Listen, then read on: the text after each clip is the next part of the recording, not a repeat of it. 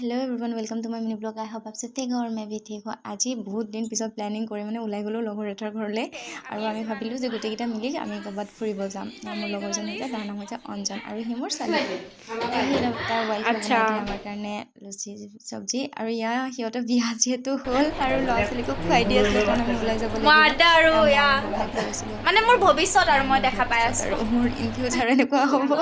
তাৰপিছত অঞ্জনৰ দেউতাৰ বাৰ্থডে আছিলে মোৰ খুৰাৰ তাৰপিছত কেকটো আমি আকৌ তিনিজনীয়ে মিলিহে বনাইছোঁ। ইমান জমনি ক'ব নালাগে আৰু তাৰপিছত খুৰাই আমাক কেকটো খুৱাই দিলে।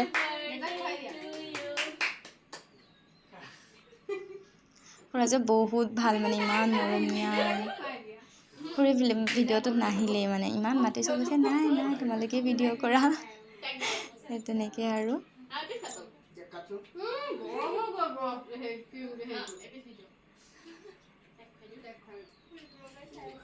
আজি হাসিনা একদম মিনি ব্লগ ওলাই যাব আজি বহুত এটা হেই হল না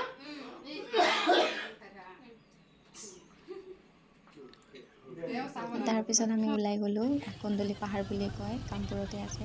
অলপ মানে ফুৰি আহিব এতিয়া আৰু ফুৰিব যাব লাগে সিহঁতো কৈ আছে ব'লা আৰু আমি যিহেতু প্লেনিং কৰিছিলোঁ আমি ফুৰিব যাম।